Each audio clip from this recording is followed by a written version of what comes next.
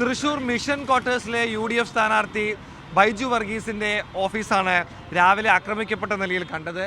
ഇതേതാണ്ട് Thrissur jubilee mission ഹോസ്പിറ്റലിന് അടുത്ത് വരുന്ന ഓഫീസാണ്. ഇത് രാവിലെ പ്രവർത്തകർ വന്നപ്പോൾ ഗ്ലാസ് ഡോറുകൾ തകർത്ത നിലയിൽ, അതുപോലെ തന്നെ ചെയറുകളും മറ്റും കൊടികളും ഒക്കെ തന്നെ തകർത്ത നിലയിൽ പ്രവർത്തകർ കാണുകയായിരുന്നു.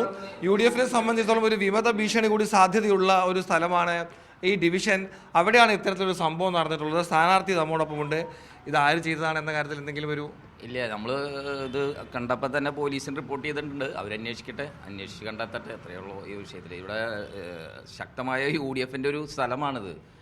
ഒരു 1500 വോട്ടിന് ജയിക്കാവുന്ന ഒരു സ്ഥലമാണ്. കോൺഗ്രസ് മാത്രമേ ഉള്ളൂ. പക്ഷേ ഇവിടെ ഒരു രാഷ്ട്രീയമായിട്ട് അങ്ങനെ ഒരു ഫൈറ്റുള്ളൊരു സ്ഥലം എന്നല്ല. അപ്പോൾ നമുക്ക് പോലീസ് എന്താണ് അന്വേഷിച്ച് റിപ്പോർട്ട് തരട്ടെ. ഞാൻ ഇവിടെ വന്നു, അവർ CIക്ക് പരാതി കൊടുത്തിട്ടുണ്ട്. അപ്പോൾ CI വന്ന് പോലീസൊക്കെ ഒന്ന് അന്വേഷണം ആരംഭിച്ചിട്ടുണ്ട്. അന്വേഷിച്ചതിന് ശേഷം നമുക്ക് പറയാൻ പറ്റും.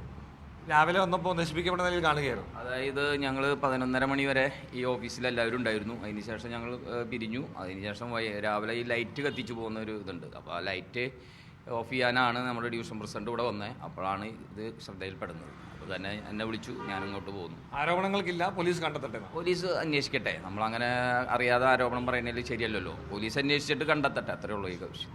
ഇവിടെ ചെയറുകളൊക്കെ തന്നെ മറിച്ചിട്ട നിലയിലാണ്. ആ ഗ്ലാസ് ഒക്കെ തന്നെ പൊട്ടിയിട്ടുണ്ട്.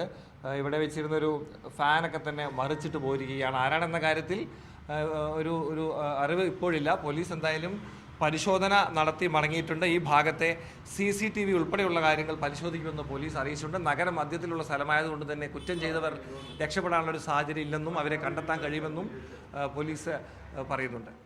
അനീഷ് കാഞ്ഞങ്ങാടിനൊപ്പം നടരാജ് പ്രഷറ, മീഡിയ 1.